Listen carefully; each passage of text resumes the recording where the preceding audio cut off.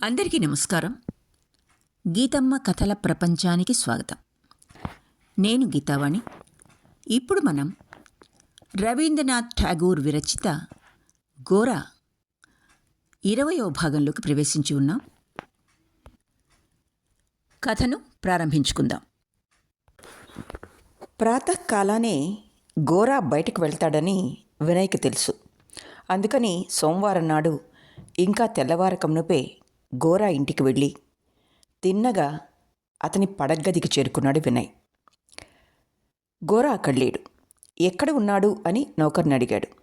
ప్రార్థనల గదిలో పూజ చేసుకుంటున్నారని ఆ నౌకరు తెలియజేశాడు. ఈ విషయం విని వినయ్ ఆశ్చర్యపోయాడు. ప్రార్థనల గదికి వెళ్ళి చూసేసరికి గోరా నిజంగానే పూజలో ఉన్నాడు. పట్టుపంచ కట్టుకొని పట్టు పై పంచ కప్పుకొని ఉన్నాడు. ఆ భారీ శరీరంలో తక్కిన భాగమంతా నగ్నంగానే ఉంది. చర్మం నిగనిగలాడుతోంది. గోరా స్వయంగా పూజ చేస్తుంటే చూసి ఇంకా ఆశ్చర్యపోయాడు వినయ్.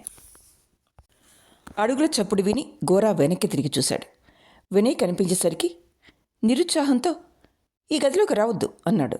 "రాను, నువ్వేం భయపడనక్కర్లేదు, నిన్ను చూడాలని వచ్చాను" అని వినయ్ అన్నాడు. గోరా బయటకొచ్చి బట్టలు మార్చుకుని వినయ్ను మేడ మీదకి తీసుకెళ్ళాడు. ఇద్దరు కూర్చోగానే వినయ్, "ఇవాళ సోమవారం అని జ్ఞాపకం ఉంది కదూ" అని ప్రశ్నించాడు.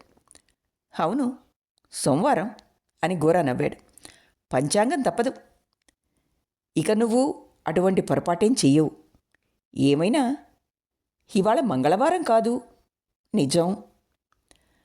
నువ్వు బహుశా రావని నాకు తెలుసు" అని తడబడుతూ అన్నాడు వినయ్. "ఇవాళ ఒక్కసారైనా నీతో మాట్లాడకుండా ముందడుగు వేయలేను. అందుకే తెల్లవారక ముందే నిన్ను చూడాలని వచ్చాను." గోరా మాట్లాడకుండా కూర్చున్నాడు. వినయ్, "అయితే నువ్వు వివాహానికి రాకూడదనే నిశ్చయించుకున్నావా?" అని అడిగాడు.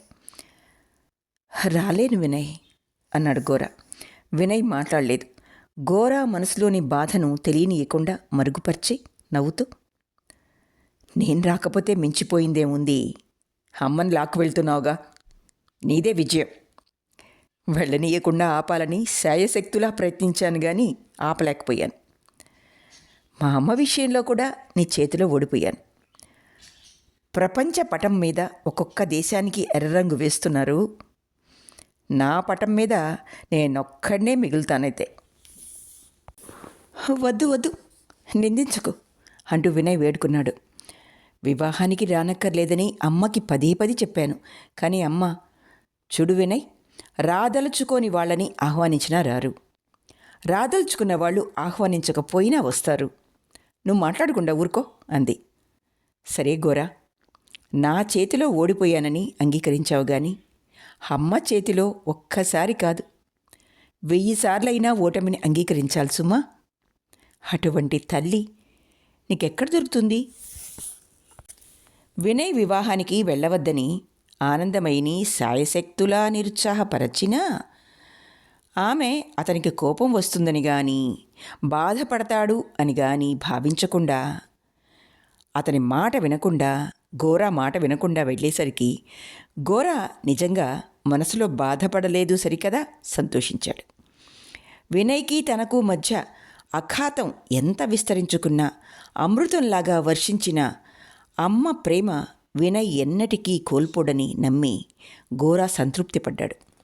మనస్సుకు శాంతి లభించింది. ఇక తక్కిన విషయాలలో వినయ్తో బాగా విడిపోవడం తప్పకపోయినా అనిశ్చితమైన మాతృప్రేమ బంధనాలు ఈ యావజ్జీవ మిత్రులిద్దరినీ జీవితాంతం వరకు అతి గట్టిగా బంధించి ఉంచుతాయి. "సరే గోరా, వెళ్తాను. నువ్వు రావడానికి ఏమాత్రం అవకాశం లేకపోతే నువ్వు రాలేదు అనుకోను. కానీ నీ మనసులో నా మీద కోపం మాత్రం పెట్టుకోవద్దు. ఈ వివాహం ద్వారా నా జీవితంలో మహాప్రయోజనం సిద్ధించిందని నువ్వు గుర్తించగలిగితే మన మైత్రికి భంగం రానియ్యవు. ఈ విషయం గట్టిగా చెప్పగలను" ఇలా అంటూ వెళ్ళడానికి లేచాడు వినయ్. "వినయ్, కూర్చో కూర్చో" అని గోరా బలవంతం చేశాడు. "శుభముహూర్తం రాత్రికి కదా, ఏమంత తొందర వచ్చింది?" వినయ్ వెంటనే తిరిగి కూర్చున్నాడు. గోరా ఇలా హఠాత్తుగా ఆప్యాయంగా కోరేసరికి వినయ్ మనస్సు కరిగిపోయింది. చాలా కాలం తర్వాత మిత్రులిద్దరూ పూర్వంలాగానే అన్యోన్యంగా మాట్లాడుకోవడం ప్రారంభించారు. గోరా మధుర స్వరం నేడు తిరిగి వినయ్ హృదయంలో మారుమ్రోగింది. వినయ్ ఆగకుండా అదే పనిగా మాట్లాడసాగాడు. కాగితం మీద వ్రాస్తే నిరర్ధకమైనవని, హాస్యాస్పదమైనవని తోచే అల్ప విషయాలను స్వరపర్చిన మహాకావ్య మధురిమలాగా భావించి వినయ్ వివరంగా చెప్పాడు. వినయ్ హృదయంలో ప్రదర్శితమవుతున్న అద్భుత నాటకాన్ని భాషా పటిమతో వర్ణించి చెప్పేసరికి అది హృదయాలను గాఢంగా స్పృశించేదిగా, బహురమణీయమైనదిగా రూపొందింది. జీవితంలో అనుపమానమైన అనుభవమేమిటి? అతని హృదయాన్ని పూర్తిగా ఆక్రమించిన అవర్ణనీయమైన ఈ భావాన్ని అంతా అనుభవిస్తారా? దాన్ని ఒడిసి పట్టుకోగల శక్తి అందరికీ ఉందా? లౌకిక సంఘంలోని స్త్రీ పురుషుల సామాన్య సంబంధంలో అటువంటి మహోన్నత గానం వినిపించదని వినయ్ గాఢంగా విశ్వసించి పదే పదే గోరాతో, ఇతర సంబంధాలతో దాన్ని పోల్చవద్దని చెప్తుండేవాడు. వినయ్ అనుభవించినది ఇదివరలో ఎవరైనా అనుభవించారు అనడం సందేహాస్పదమే. అటువంటి అనుభూతిని సర్వజనులు అనుభవిస్తే మానవకోటి అంతా నూతన జీవితోత్సాహంతో, నలుముఖాలు వసంతవాయువులు వీచడంతో, అడవులు క్రొత్త ఆకులతో పువ్వులతో సంతోషించినట్టే. విశ్రాంతి లేకుండా ఉండేవారు. అప్పుడు ప్రజలు ఇప్పటిలాగా కేవలం ఆహార నిద్రాదుల మందకొడి జీవితం గడిపేవారు కాదు. ఆ నూతన జీవితంలోని శక్తి, రమణీయకత వివిధ రూపాలలో, వివిధ వర్ణాలలో వ్యక్తమయ్యేది. ఇది సువర్ణ మంత్రదండం లాంటిది. ఎవరూ దాన్ని స్పృశించకుండా ఉపేక్షించలేరు, చలించకుండా ఉండలేరు. దానివల్ల సామాన్య ప్రజలకు కూడా విశిష్టత కలుగుతుంది. ఈ అపూర్వానుభూతి శక్తి ఒక్కసారి గనుక మానవుడు ఆస్వాదిస్తే జీవిత సత్య పరిజ్ఞానం లభిస్తుంది. గోరా అన్నాడు వినయ్ పరమానందంతో. మానవుని ప్రకృతినంతను ఒక్క క్షణంలో మేలుకొల్పేది ప్రేమ అనుట తథ్యం.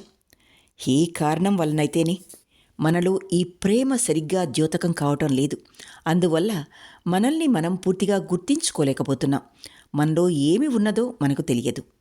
మనలో దాగి ఉన్న వాటిని మనం వ్యక్తం చేయలేకపోతున్నాం.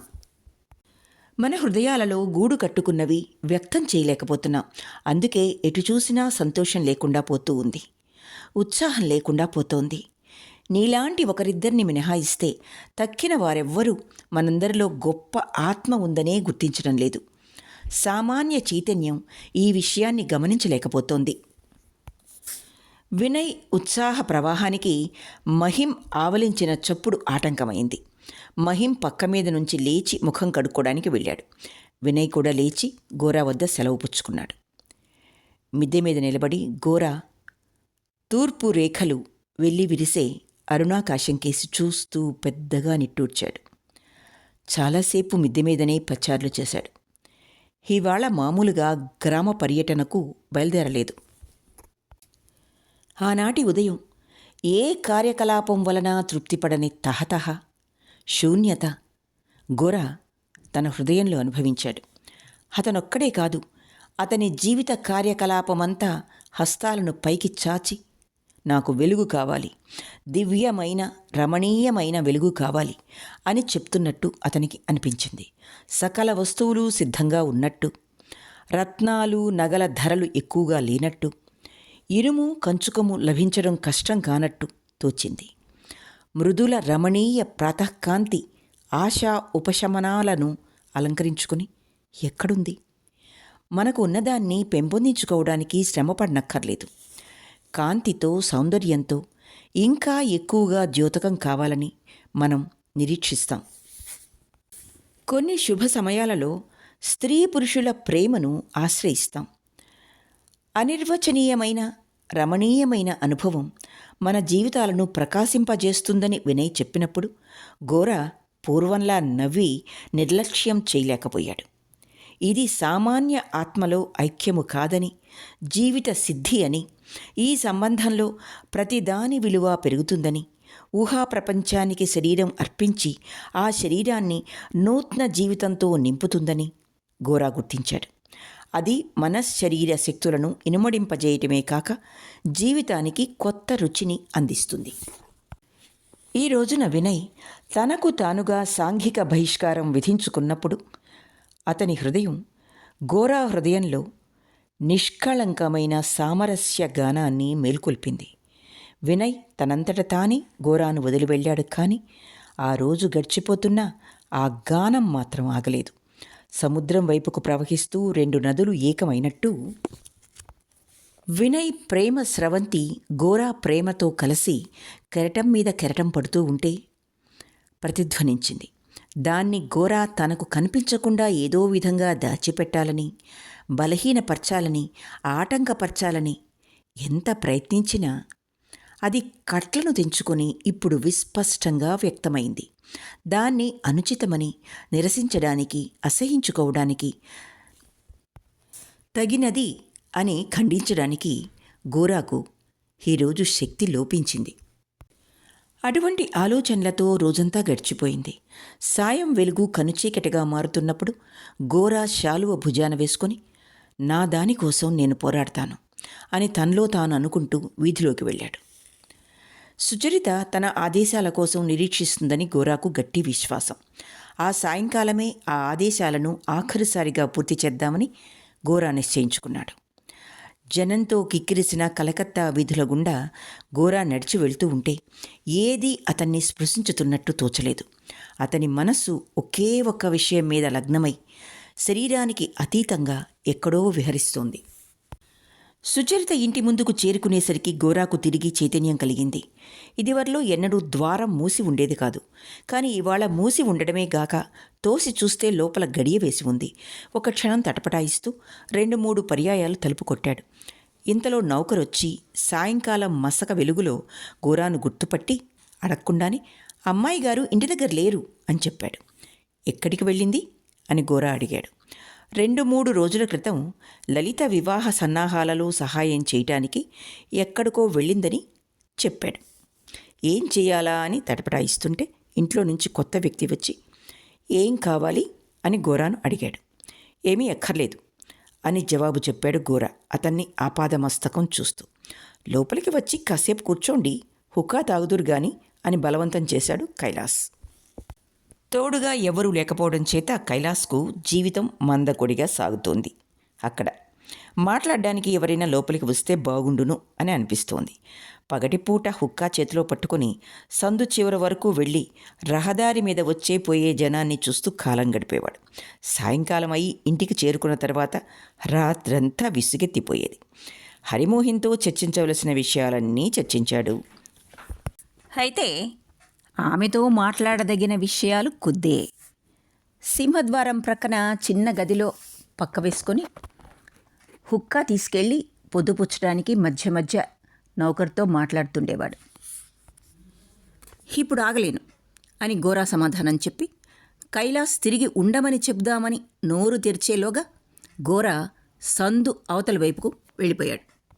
గోరా తన జీవితంలోని సంఘటనల్లో అధిక భాగం యాదృచ్ఛికంగా సంభవించినవి కావని, తన వ్యక్తిగత వాంఛల వల్ల సంభవించినవి కావని గట్టిగా నమ్మాడు. తన దేశ గతిని నిర్ణయించే భగవంతుని ఏదో ఒక ప్రత్యేక ఆశయాన్ని నెరవేర్చడానికి తాను జన్మించినానని గోరా విశ్వాసం. అందువల్ల జీవితంలో చిన్న చిన్న సంఘటనలు కూడా అతనికి విశిష్టమైనవిగా తోచేవి. ఈ రోజున గాఢంగా వాంఛిస్తున్న సమయంలో సుచరిత ఇంటి గుమ్మం మూసివేసి ఉంది. సుచరిత ఇంటి దగ్గర లేదని వినగానే తన ఆశలకు ఈ విధమైన ఆటంకాలు రావటంలో ఏదో అంతరార్థం ఇమిడి ఉందని గట్టిగా విశ్వసించాడు. అతనికి మార్గం చూపుతున్న భగవానుడు ఈ విధంగా తన అసమ్మతిని గోరాకు తెలియజేశాడు. జీవితంలో ఆ ద్వారం తనకు తెరుచుకోలేదు. సుచరిత అతని కోసం కాదు, అతని కోసం నిర్దిష్టం కాలేదు. గోరా వంటి వానికి అతని కోరికల మూలంగా భ్రమపడడం పనికిరాదు. సుఖదుఖ భావాలకు అతీతుడుగా అతడుండాలి. అతను భారతదేశ బ్రాహ్మణుడు.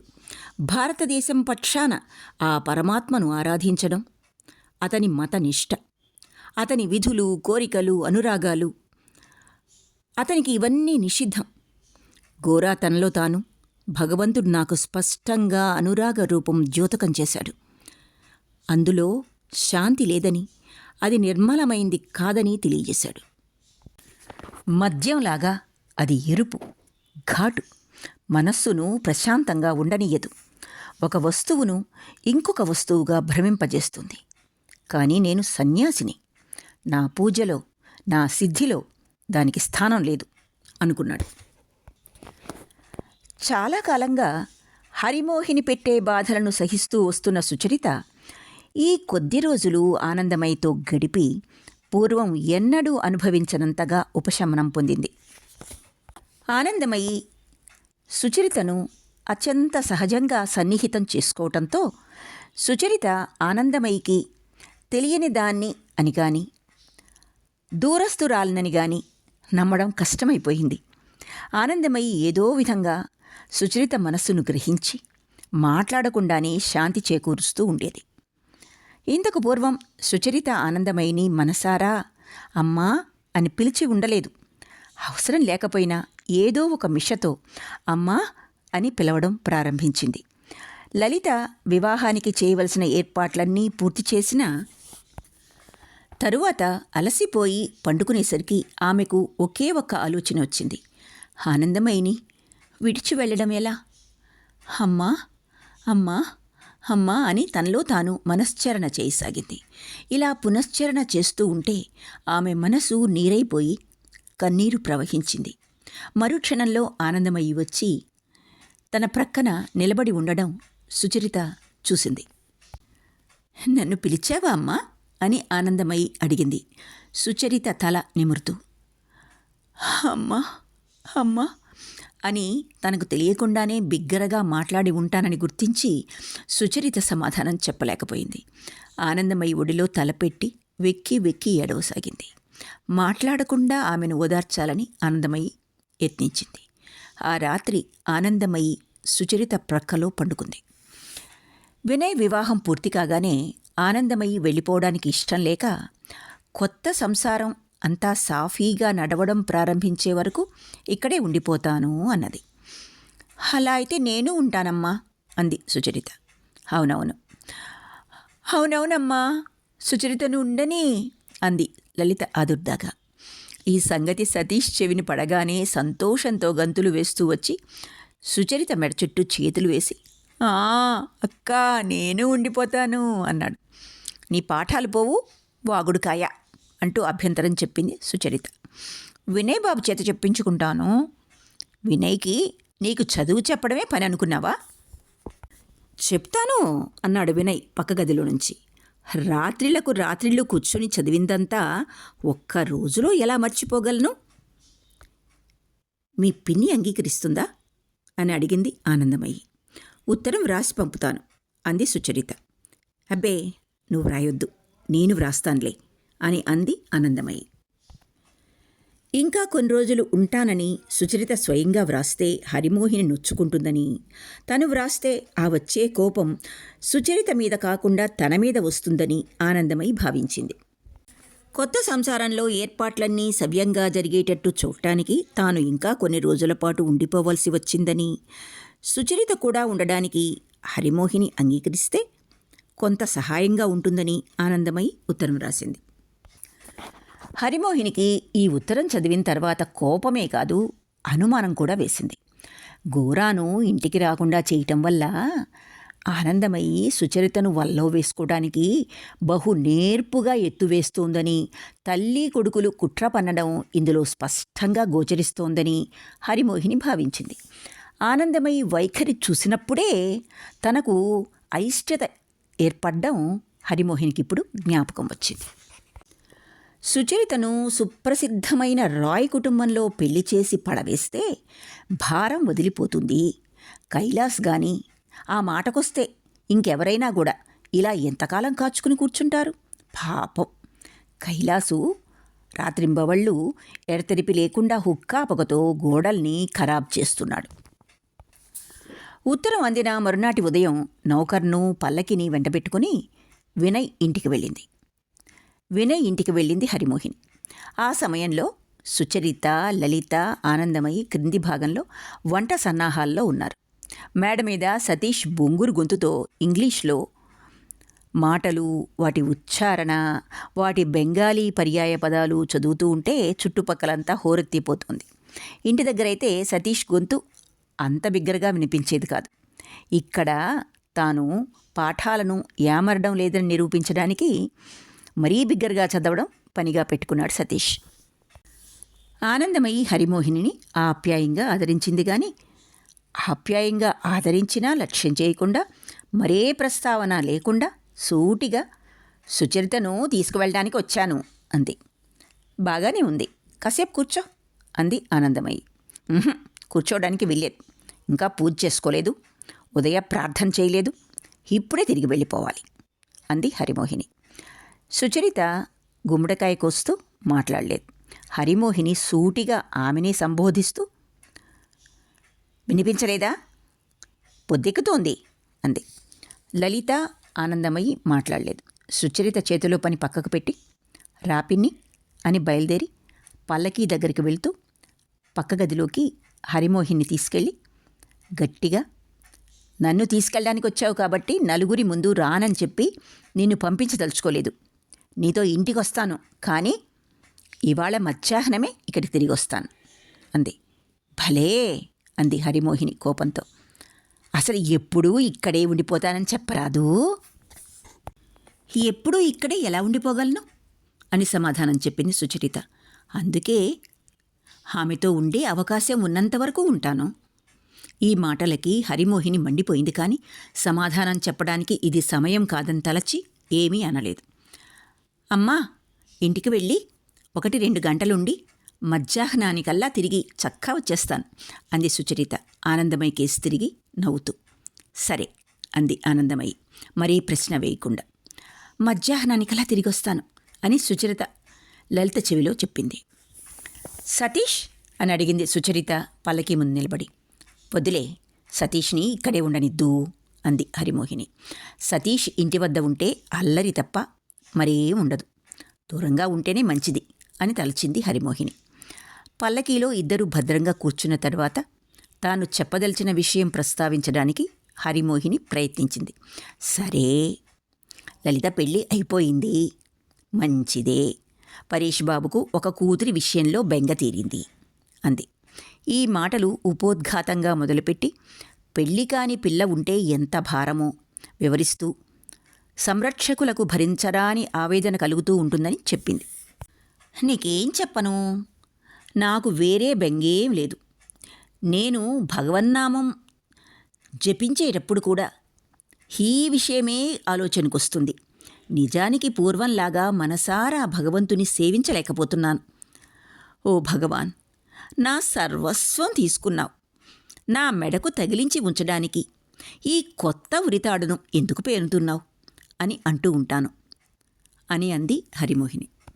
నిజానికిది హరిమోహినికి లౌకిక ఆందోళనే కాకుండా ముక్తి మార్గానికి ఆటంకంగా కూడా పరిణమించింది.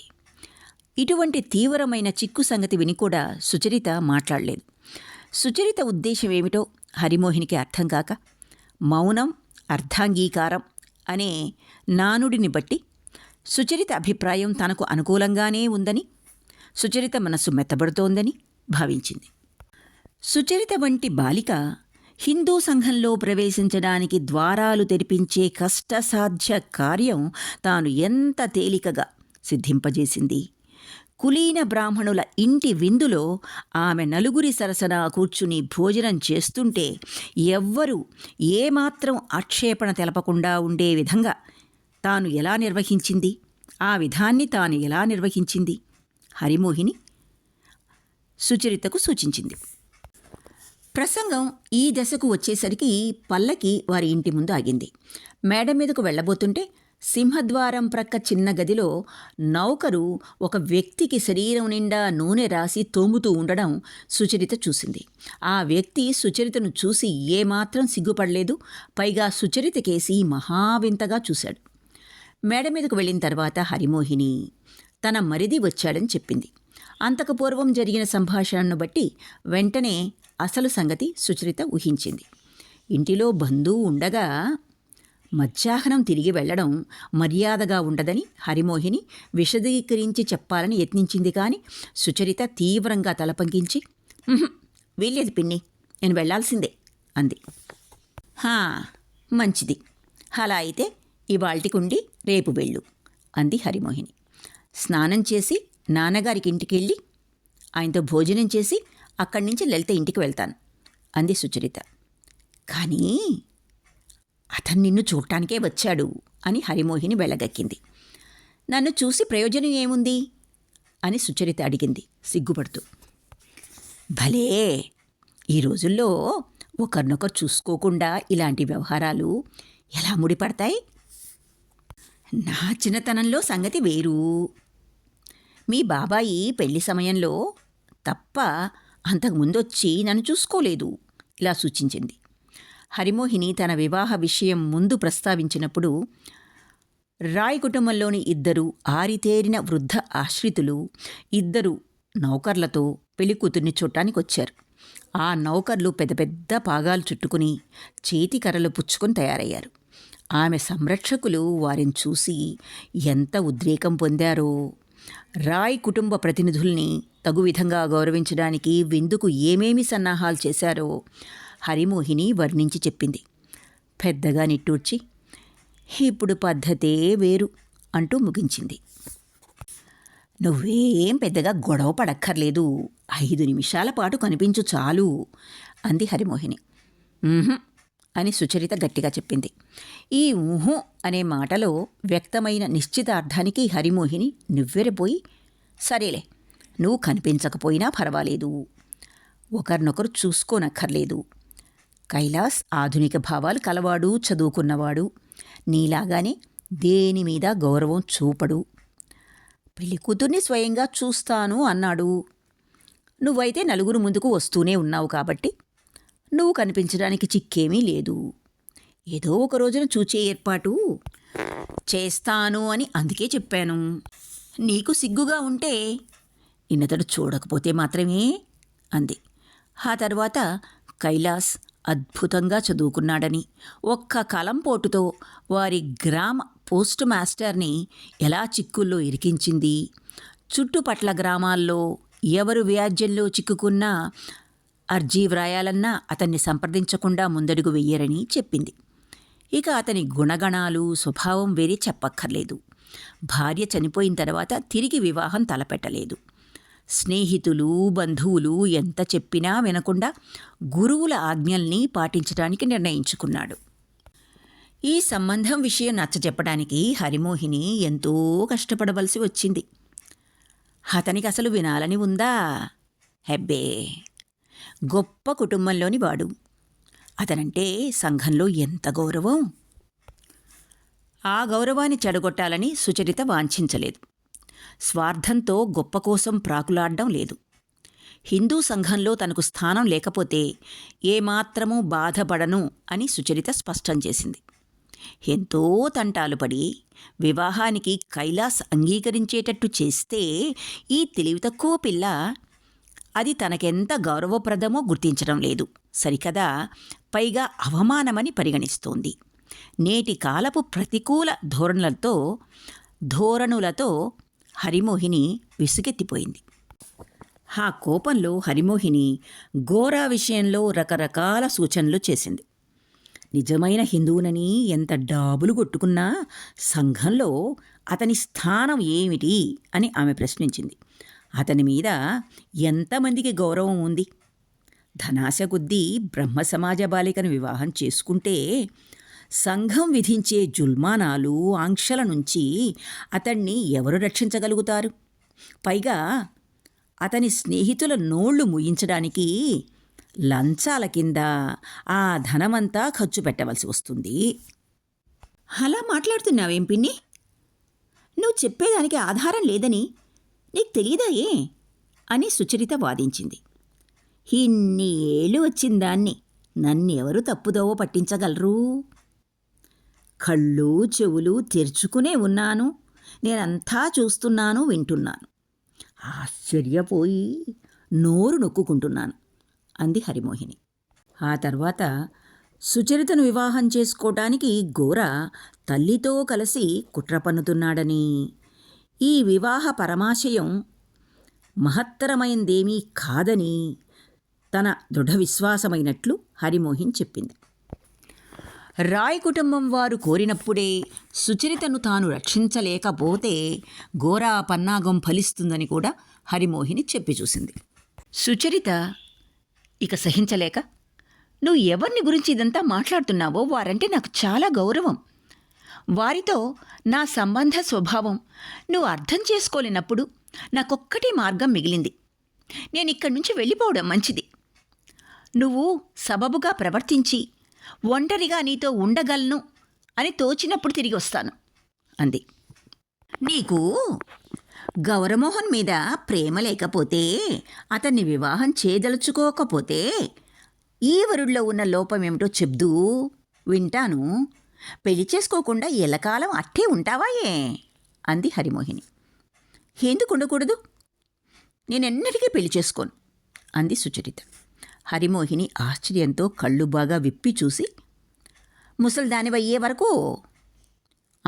అవును, చచ్చే వరకు అంది సుచరిత. సుచరితను కలుసుకోవాలని ఎంతో ఆదుర్దాతో గోరా వెళితే ఆమె ఇంటి దగ్గర లేకపోవడం వల్ల అతని మనస్సులో మార్పు వచ్చింది. వారందరితో తాను అన్యోన్యంగా మెలగడం వల్లనే సుచరిత తన మీద పలుకుబడి సంపాదించగలిగిందని, ప్రభావం చూపగలిగిందని, ఈ విషయం తను గ్రహించక చిక్కుల్లో పడ్డానని గోరా భావించాడు. గర్వంతో నిర్ణీత హద్దులను అతిక్రమించాడు. నిషేధాలను పాటించకుండా దేశాచారాలను భగ్నం చేశాడు. అందుకే ప్రతి ఒక్కడూ తన హద్దుల్లో మెలగకపోతే ప్రజలు తమకు తామే తెలిసో తెలియకో హాని కలిగించుకోవడమేగాక ఇతరులకు మేలు చేసే పూర్ణ శక్తిని కోల్పోతారు అని భావించాడు. మనుషులతో అతిగా కలిసిమెలిసి తిరిగితే రకరకాల భావాలు బలీయమై విశ్వాస శక్తిని, ప్రతిభాశక్తిని మరుగుపరుస్తాయి అని భావించాడు. బ్రహ్మ సమాజ బాలికలతో అన్యోన్యంగా మెలగడం వల్ల మాత్రమే గోరా ఈ సత్యాన్ని దర్శించలేదు. సామాన్య ప్రజలతో కలిసిమెలిసి తిరిగినప్పుడు కూడా సుడిగుండంలో చిక్కుకున్నానని భావించసాగాడు. అడుగడుక్కు అతనిలో జాలి పుట్టుకొచ్చి, ఫలానా విషయం చెడ్డది, ఫలానా విషయం తప్పు, వదిలించేసుకోవాలి అని ఎడతెగకుండా ఆలోచించేటట్టు చేస్తోంది. కానీ ఈ కరుణభావం అతనిలోని మంచి చెడ్డల్ని, విచక్షణా జ్ఞానాన్ని తప్పుదోవ పట్టించడం లేదా? జాలిపడిన కొద్దీ సత్యాన్ని నిర్వికార సంపూర్ణ రూపంలో దర్శించే శక్తిని కోల్పోతారు. పొగ నిప్పును మరుగుపరిచినట్టు మనం వెలుగును మరుగుపరుస్తాం.